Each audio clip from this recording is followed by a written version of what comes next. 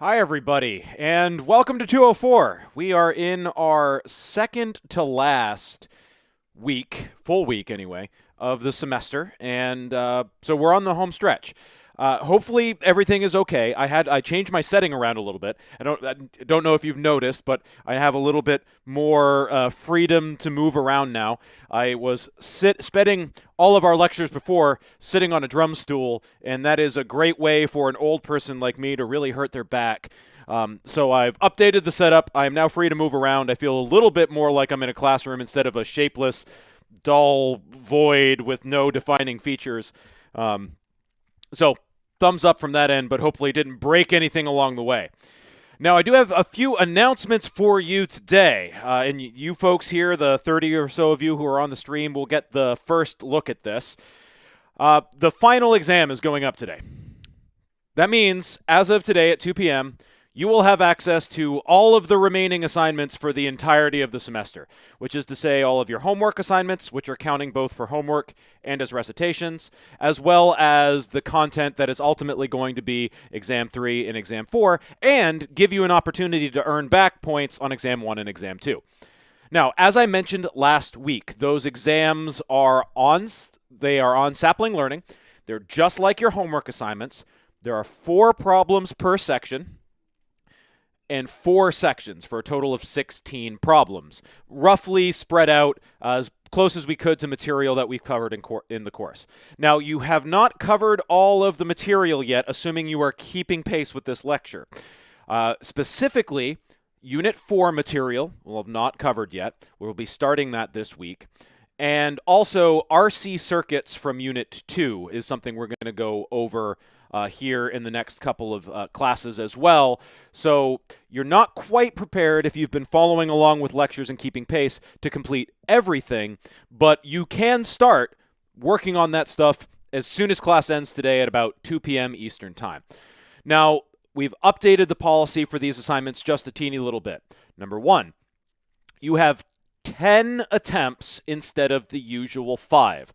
Twice as many attempts as you do on the homework.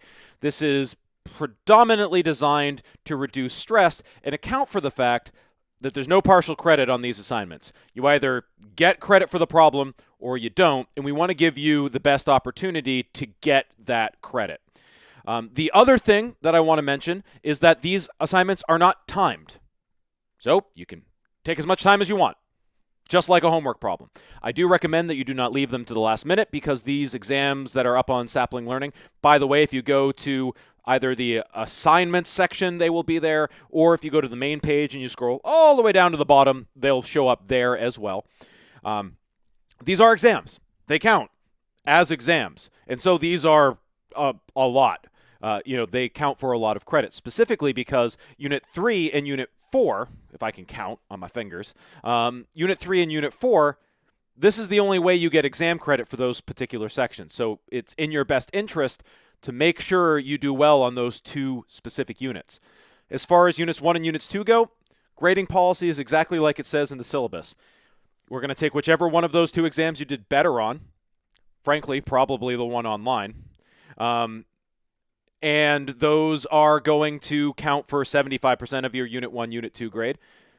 And whichever one you do worse on, probably the in-class version, will count as 25%. So you all have every opportunity to get a ton of credit and pass this class with flying colors, thanks to this new exam assignment. For those of you who are just coming in, it looks like we've got 6 of you who are not here when I started this spiel. I was making an announcement about the final exam, which will be posted on Sapling Learning as a set of 4 digital assignments starting at 2 p.m. today. Those will remain open until May 7th, which is, I believe, when we are scheduled for our actual final exam. But you do not need to wait that long in order to take this. In fact, if you're feeling ready and you have some spare time, I recommend you go and you take a look at those units that we've already covered and you start working on those problems because no reason not to, and they count as regular full exam grades. And consider, if you go through and get hundreds on all of those, that's the same as getting hundreds on all of your exams. So keep that in mind as you're working through them. Now, with that said, today we are going to be continuing on our discussion of Faraday's law. We are going to do so by moving on to the sort of generalized approach to Faraday's law. This slide is basically just meant as a reminder. And we are then going to be carrying on and examining why we've got this nice little negative sign right down here in Faraday's law and what that means exactly. This is going to be known as what is referred to as Lenz's rule, and it's going to give us a better idea of how to figure out the directions of current loops the directions of currents that have been induced via Faraday's law. After we go over a little bit of theory, we're going to go ahead and talk about a couple of example problems from Faraday's law, and that should do it for today. So this slide is just a reminder of everything that we've talked about so far. You know, if you have a magnetic field that is going through a loop that you have defined, so this is just the flux, this is the magnetic flux through a loop. In general, if I can get the right color pen, the integral of B dot dA, that is what we define as the magnetic flux. And if we then take the time derivative of that flux and smack a negative sign out in front of it, we're going to get an induced EMF.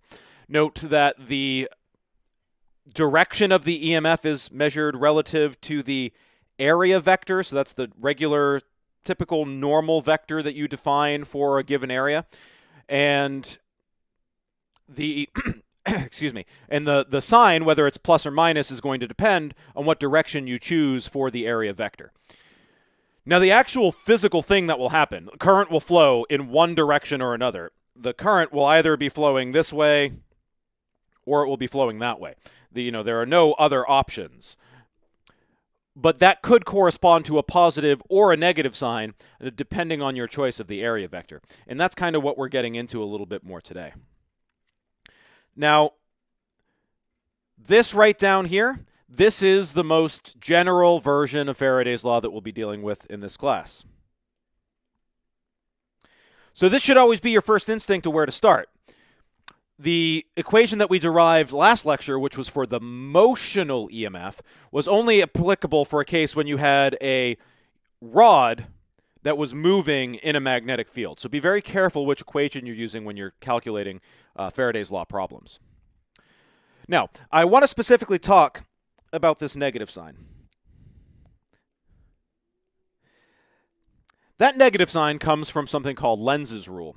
And Lenz's rule basically states, the bold text up there, the induced EMF and the induced current are such that they oppose whatever change produces them. So if I have a loop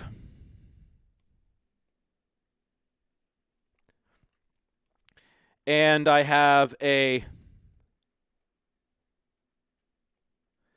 magnetic field through that loop, and that magnetic field increases as a function of time, the induced EMF is always going to produce currents that resist that change, that are in the opposite direction. So we can use our little right-hand rule here to indicate that the blue induced field, the orange induced field, will come from a current in that direction. And if I go ahead and steal myself and I come on up here, we can see that by putting our thumb here and then curling our hands in towards the center of this loop, which indicates that the current is going to go around like that. Okay. So this is not a mathematical rule. This is not it manifests as a mathematical rule, but this is more a statement of fact, as it were, that the induced EMF is always going to resist changes in the field. Now, a couple of things to note. The first and foremost is that this is effectively a measure of negative feedback, which means if you try to create a change, the situation is going to resist you. we always talk about flux through some type of area, some type of loop, but that loop doesn't actually need to be a real physical thing. Even though the currents that will show up will only show up in specific real physical loops of wire, the EMF that produces them, which is a voltage, which is basically just the presence of an electric field, that's always going to be there. So the loop does not need to be real. It could also be fictitious. And we'll get into some of the details of how this interplays with the other Maxwell equations here in a little bit. This right here is a canonical example of a changing magnetic field. We're having a bar magnet come towards a loop. This time it's a real physical loop of wire. And we see a current that is going to be generated. Now, this is just another drawing of the thing I just did. I start off with B, and B is going to get larger by a certain amount. Therefore, the induced current, which again, I'm going to come over here. This is the thing we're trying to resist. So we want the induced current to create a magnetic field in the other direction. And we can see here, if I put my thumb up, that's going to be what produces my magnetic field that way. So this is just an identical drawing, basically, to what I did as a little cartoon up there. And that tells us that the induced field is in the opposite direction. And really, that's all Lenz's rule is. The induced current resists changes in the magnetic field. One of the ways I like to represent this is if I were to, say, have a current loop. I draw before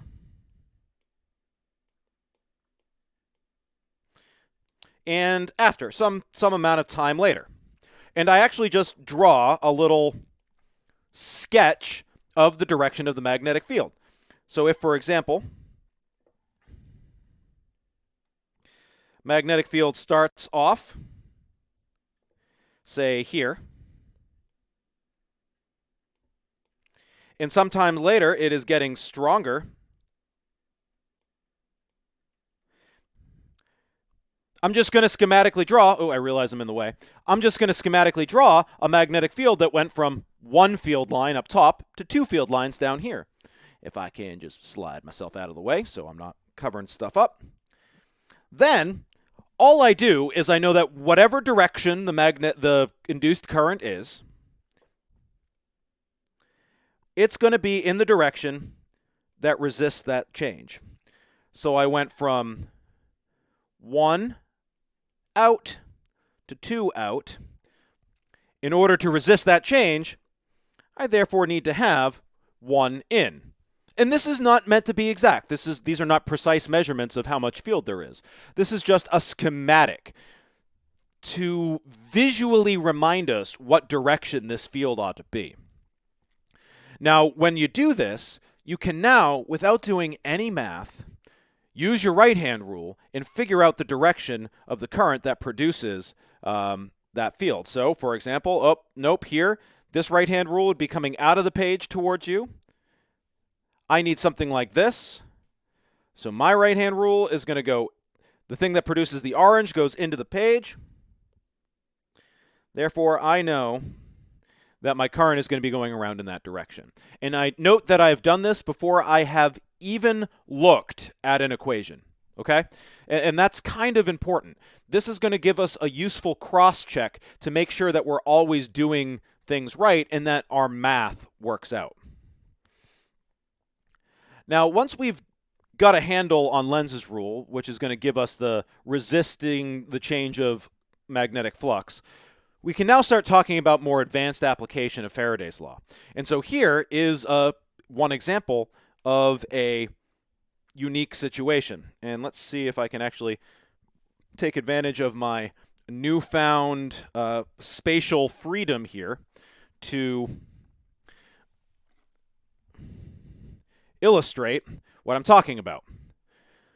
This scenario here is a rod. So we've already talked about the motional EMF, and I realize that that's a little small, so how about I come on up here? And so here's my rod, okay? Vertical rod. And we've already talked about the case where that rod is moving linearly, like this here. But that's not what this particular problem is designing. This particular problem here actually considers the case, what happens when this rod rotates around this fixed axis? And I got to move this slowly, otherwise the green screen gets a little bit too confused. So this is now rotating around its lower axis here. Okay, great. So that sounds all well and good. And oh no, I have... Well, we'll see if that causes a problem here. That demonstration was a cat toy, and one of my cats is now super interested in it. This particular scenario can't be evaluated with motional EMF, and you would be very tempted to do so. I mean, look, it's a rod. It's moving. It has a defined velocity v. So you would naively be able to take the motional EMF result and get, you know, the VBL that we did before, except that would not be correct.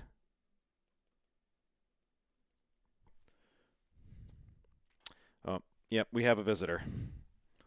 One moment. Yes, hello. Would you like to come meet my students? So, Roxy here is apparently going to be helping me with our demonstrations today. Would you like to do some Faraday's Law? No, I didn't think so. Sorry for that little distraction. All right, so as I was saying, you would be tempted to use VBL, which was the motional EMF, and this is something that I see very regularly on exams under normal circumstances, and it would be wrong in this case. The reason being is this is not linear motion along a line. This is rotational motion. So the path that each portion of this wire is taking is different, and the speed at each individual point of the wire is also different. All right, Roxy, you got to go in the other room now. Goodbye. And so that equation up there isn't going to cut it.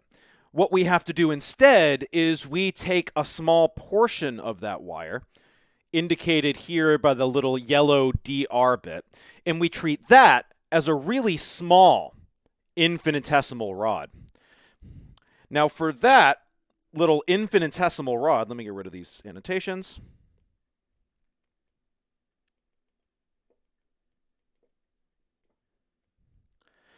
For that infinitesimal rod, we are absolutely going to have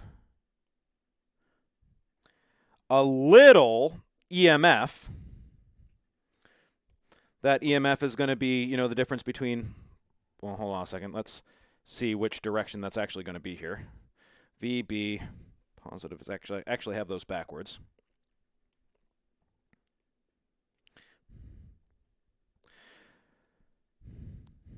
The small difference in potential, which I'm calling dE, for that specific rod will in fact be the velocity of that rod times the magnetic field times the length of that rod, dr. The equation will work for that little piece. And then what you do is you think of this as a sequence of little pieces all the way up. So these would be like batteries connected in series, each of which providing the infinitesimal EMF dE. And so we would just add up those batteries in series. Of course, since this is infinitesimal, we don't add, we actually integrate. And so that's this expression right here.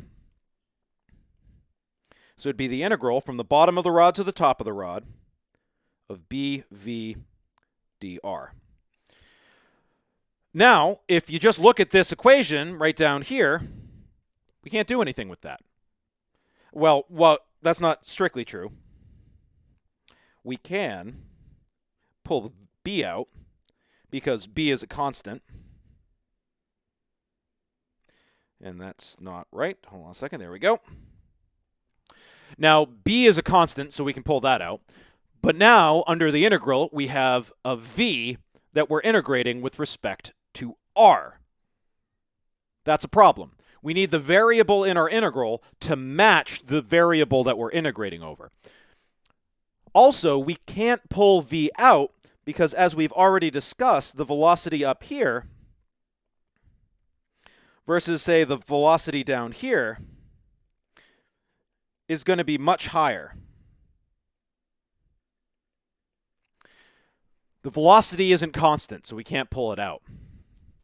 Thankfully, we do have a way of relating the velocity at a point to the radius at a point. The reason we're able to do that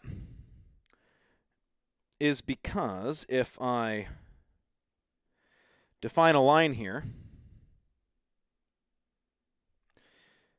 although the linear speed is different at each of those points, the angular speed is constant, the amount of angle that is swept out per second.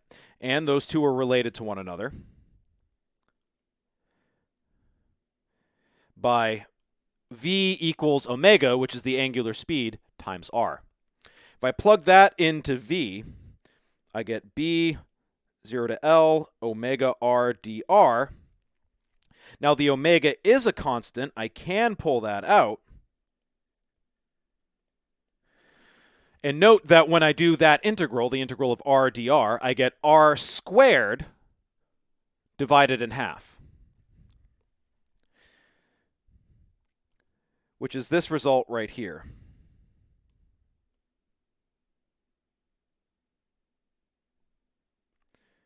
There we go. Note that if I have, and I'm going to write this over my head over here, 1/2 b omega L squared, that can be written as b omega L times L. And if I just group that up here, that thing in the middle becomes the velocity at the tip of the rod, which is why you see over here another version of that written with v instead of L. And note, it is precisely, supposed to be a laser pointer, it's precisely this factor of 1/2 that is different from the naive interpretation here. And that 1/2 is important, and it would count as a lot of credit on an exam. So this is just another example of why I strongly discourage you from just blindly using this formula. Even though it is useful here, it is only useful for the small slice of the rod that is rotating. Okay, so now we have done a little bit of work with Faraday's law. I want to do some examples, but before we do that, I want to give you an example of where this actually is useful, why Faraday's law actually produces something that is of value and worth studying. And the easiest example of that is the AC generator. So, for example, many of you are in Rhode Island, and you know that we had some really absolutely terrible weather this morning. In fact, if I come over here and I look out my window, yep, can confirm we are still having pretty terrible weather. Some of you may have even lost power because there were very high winds. Now, for those of you who are like me, who do not have a generator, well, that's just sucky. You know, you lose power and you're without it for a while. But some houses do have generators built in where you have something like gas and it, you know, runs a motor and that motor produces electricity. And if you have a good generator, that generator produces the same AC power, alternating current power, that your house's power grid expects it to. Now, we're going to spend a little bit of time in Unit 4 talking about alternating current power, but for our purposes, all we need to really know is that that's the type of power that comes out of the wall socket. And so it's useful to have current like that from a generator. Now, the principle is really easy. You just take a magnet, permanent magnet, north pole and a south pole, and you run a loop through it. Now, you do have to connect this loop in a funny way to make sure it's free to move around the axis, so it's free to rotate. But if you can imagine,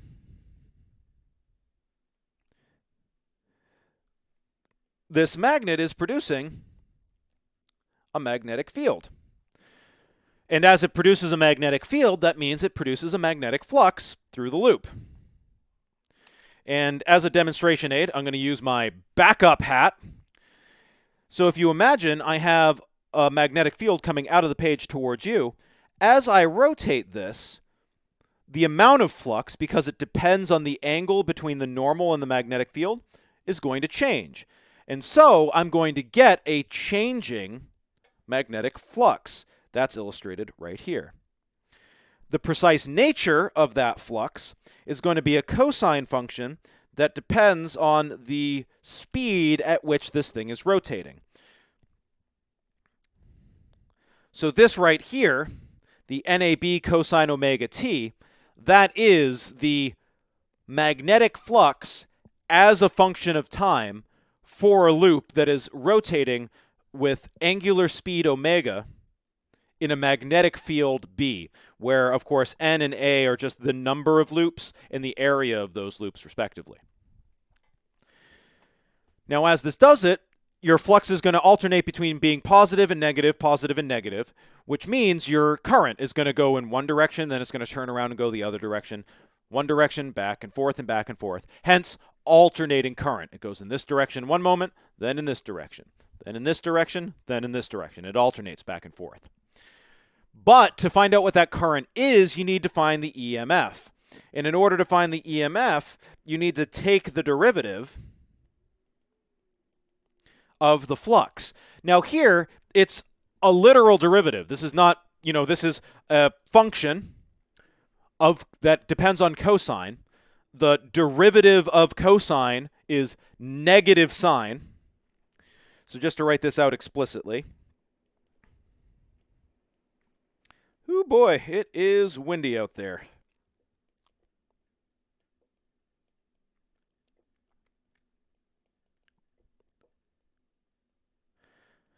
So there, I realize I'm standing in front of it again. Whoopsie doodle. Let me move on over here. So this right here, this is an example of the actual formula that you're going to be taking the derivative of. Now, the N, the A, and the B, those are all constants, so those all come out of the derivative. And then I'm taking the derivative with respect to time of cosine omega t. Now, the derivative of cosine is negative sine.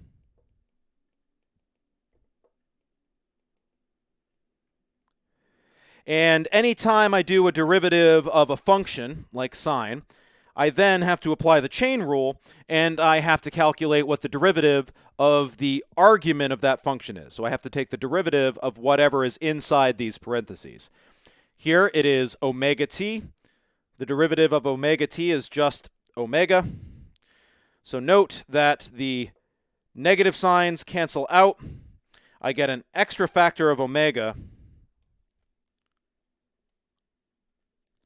And I get this expression right here for my final result, where the amplitude of this thing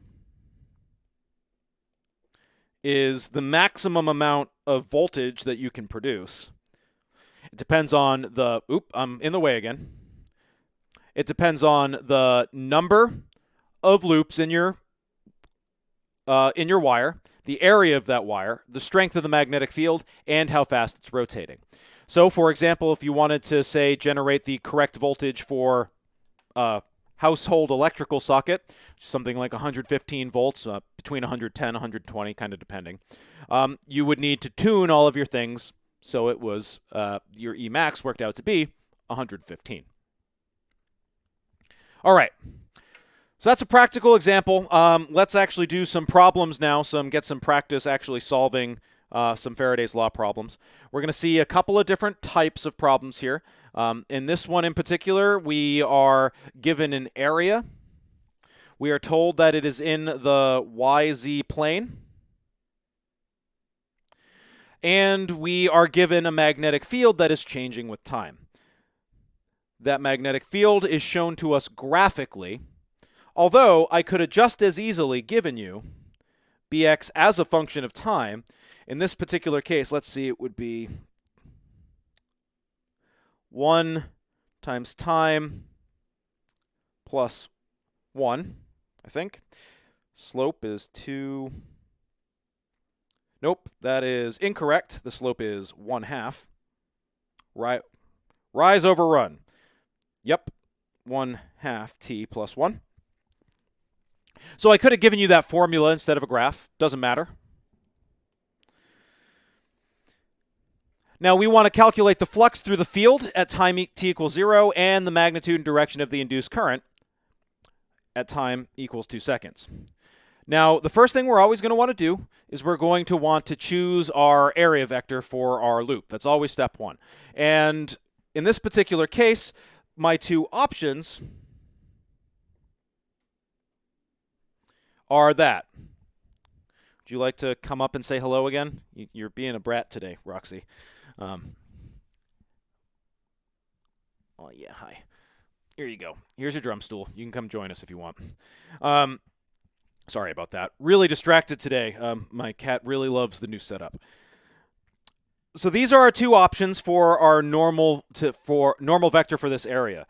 Looking at it just straightforwardly, we have an area vector that's like this, which means that the normal force, the normal vector can either be pointing out this way or pointing in the opposite direction. Now, since I know that this direction to the right is positive I hat, I'm just going to choose that to be my positive direction. I'm just going to choose that my normal vector is in the plus x direction. If you decide to choose the other way, that's fine. No wrong answers here. You just have to be consistent once you make your decision. Now, at that point, I am able to calculate my flux through the loop. Normally, that would be B dot dA, but in this particular case, because my loop is nice and well-defined, my magnetic field is going to come out, and that's just going to be B dot A.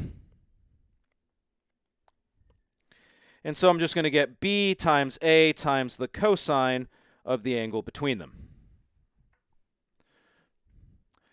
Now, we are told, actually, we can do this in a different way. We are told that B is equal to BXI. So maybe a better way of writing this would be that this is the BX in the I hat direction, dotted with my area. I'm told that that's 4 meters squared. Also in the I hat direction, which just gives me 4 times BX for my flux. I can just do x component, dot with x component, the i's go away. At this point, I can actually just figure out what my magnetic field is at t equals 0. Come over to my plot. T equals 0 is right here. B at t equals 0 is equal to 1. And so my flux at this point would be positive 4 Tesla meters squared. Note that there is no direction on the flux because it is a scalar value. If you chose your area to be in the negative I hat direction, the only thing that would change about this is there would be a negative sign here instead. That's all. A little bit more tricky is to find the induced current at time equals 2 seconds. Now, what we do in this case is we first calculate the EMF, which is the derivative of the flux with respect to time. Note that there are two ways to think about this. One, we can just look at the graph and note that the slope of a graph is its derivative. So when we come here and we write down that this is technically the derivative of 4 times bx, note that the only thing that's changing there is bx. And so that slope was 1/2,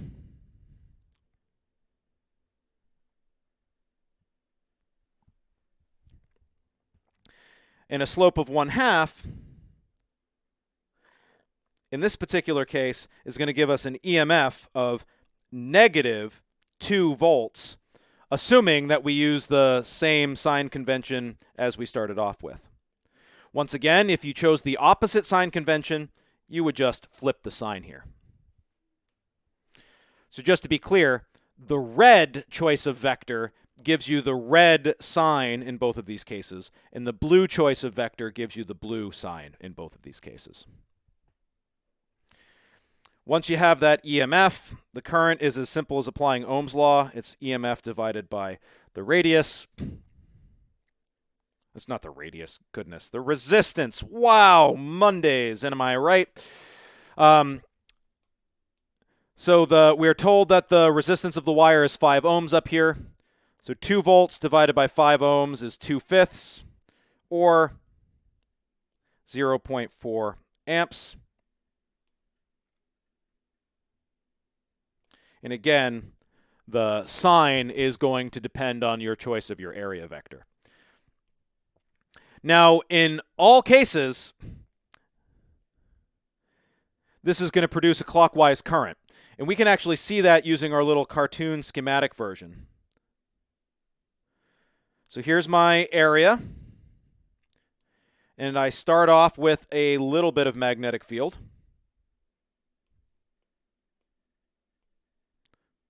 Maybe I should make that green just to make sure it's clear that that's not a normal vector.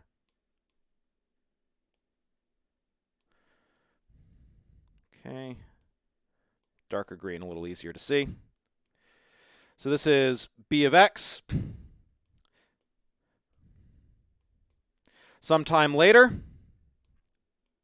my B of x has gotten stronger. There is more field now. My induced current is always going to be in the direction that resists that change, thanks to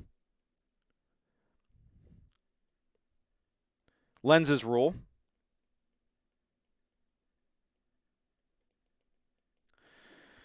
And so if I take my right-hand rule here and let's see, I think it's going to be easier if I thumb up produces the field in the direction indicated. That's going to be the direction of my current, that drawing right there, which if you'll notice, if you were to just look right down the barrel of this thing, we would see that would be going clockwise. Again, I got to remember this is mirrored, going clockwise around the red vector there. So that's a full example of Faraday's law from start to finish using a sort of problem that you might see on an exam. It's worth noting that in the scenarios where you have a functional form, why on earth did you draw that direction? Like this, you can literally take the derivative of that. You know, t is a variable in this equation. And so when you take the derivative of 1/2 t is just 1/2. Derivative of 1 is 0. So if you have a functional form, you can literally take the derivative, just so we're clear. All right, let's see, what time is it? 10 minutes. There are a couple more problems here. I think it will be better to do, I think what I'll do is we'll work through this one. I'll talk about this one. We'll talk about this last concept here, and then we'll move on to the quiz. All right. So in that last problem, we had a situation where the magnetic field was changing. Now we're going to move to a situation where it is actually the area that is changing. So once again, we're going to have, just in general, B dot A equals BA cosine theta for our magnetic flux. That is more or less unchanged.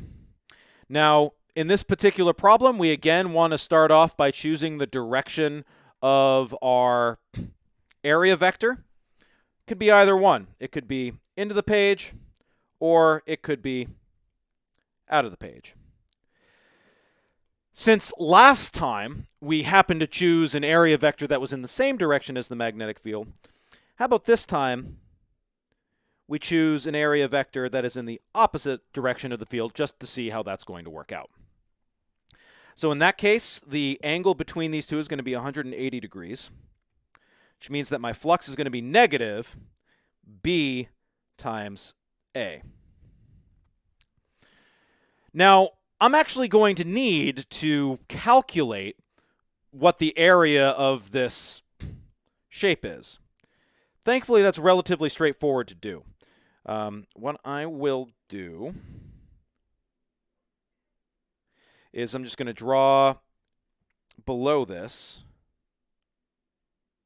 the basic shape. And you'll note that I've divided this up into two sections. This section here, the big one, is the big square. That is 4 meters times 4 meters, or 16 meters squared. And then I have a little area here. Oh boy, you're not supposed to be up there, kitty. That's going to be 2 meters squared by 2 meters squared, or 4 meters squared total. So the total area is going to be 16, and I keep writing behind my head, so let me write that instead down here. 16 plus 4, or 20 meters squared. Given that we have a magnetic field strength of 5 Tesla,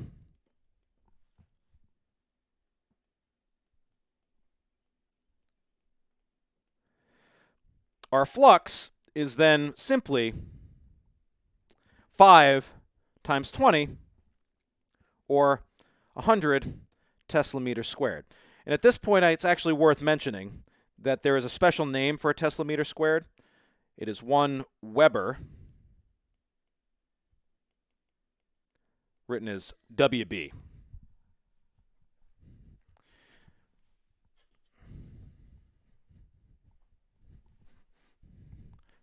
Cat's being a brat. Okay. So, of course, if you chose the other direction for your area vector, you just get the opposite sign. Now, the EMF is a slightly different story. The EMF is negative the derivative of the flux with respect to time. And so here, it's negative the derivative of B times A. Now, note that the magnetic field here is not changing. The area is. So the thing we actually have to keep track of is the rate at which the area is changing. So what we have to do is we have to come down back to our area here and figure out what portion of that is changing. Now the big rectangle here, the 16, that's not the part that's changing. The thing that's changing is just this little piece here. And we have to, figure that out. The little area here has dimensions of 2 meters tall, and I'm going to call that distance x. The reason I do that is because I could then calculate the area as 2x. Where x is, whatever the horizontal distance is as v is changing. Note that if I then take the derivative of the area with respect to time, the derivative of 16 is 0, and the derivative of 2x is just 2 times the rate of change of x, which is, of course, negative 4 meters per second. Meaning my area is getting smaller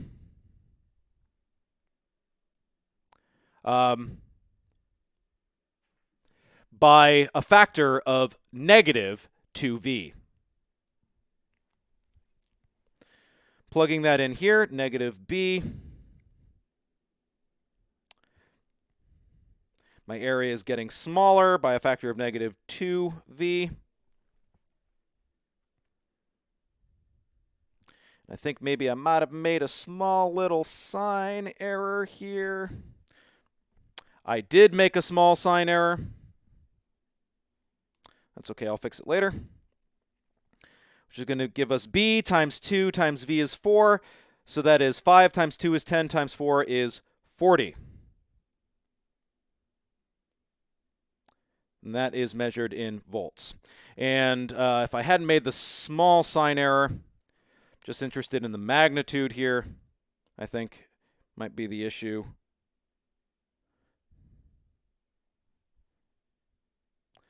Suffice to say, I should end up with the same sign as I did before. So I'll fix that before I upload these slides. Apologies for that small mistake. Now, once again, we're going to see here that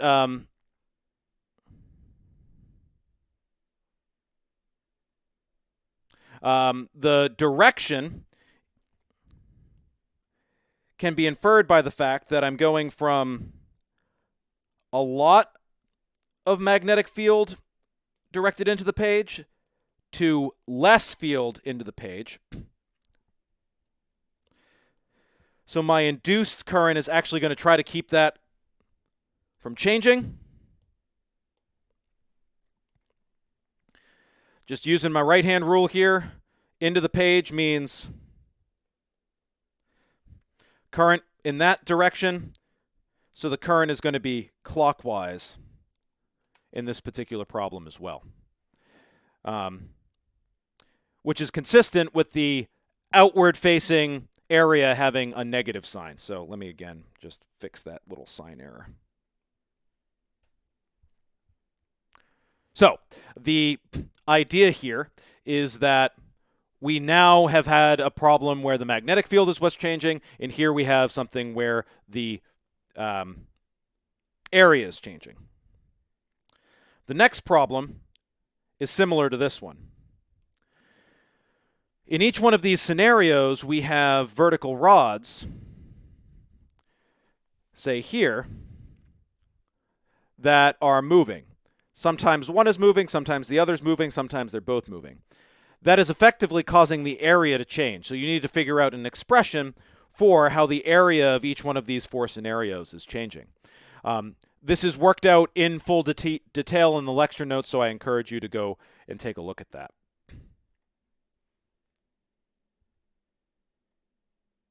And I think we'll just skip this because we are effectively out of time and it's not super important. It's another calculus application of the induced magnetic field, but I'm not super worried about it. So instead, I'll leave you with the quiz for today. It's the same sort of setup that we started our class with a rotating rod, except we now have 3 different scenarios, and I'll go ahead and I will demonstrate. That is the wrong slide. There we go. I'll demonstrate here with my hands. So in this case, in part A, this is a rod that's just moving linearly. In part B, this is a rod that is rotating around one end, and here it's a rod that's rotating around the middle. 3 different scenarios. Theoretically, you should already know how to handle this one and this one. These are just applications of the formulae you've already done. This one, by contrast, is going to be a little bit tricky, and you're going to have to think about how this problem here, where both ends are rotating like this, changes the phenomenon. Quiz is available up on Google Forms as it usually is, and feel free to take a crack at that. I would recommend working through the other solutions in the lecture notes before you do so if you haven't already. This link I actually don't think is on Brightspace yet. If you haven't noticed, I'm a little bit behind on uploading things to Brightspace. That's because I spent most of this weekend developing the exam. So take a look. I will get the links updated along with the rest of the week's lecture slides here pretty soon. And let me know if you have any questions. Feel free to make an appointment with me in Brightspace if you would like to go over anything in particular detail. I have some availability this afternoon, not a lot. I have almost no availability tomorrow. Just as a heads up, I'm in meetings basically or class from 9:30 until almost 4. But I'll be around the rest of the week. So shoot me an email, make an office hours appointment, and otherwise, folks, have a good day. Thank you for bearing with me as I get derailed a few times by one of my cats. I'll stick around in the chat a little bit, but I'm going to throw up the splash screen. Have a good one, folks. I will see you on Wednesday.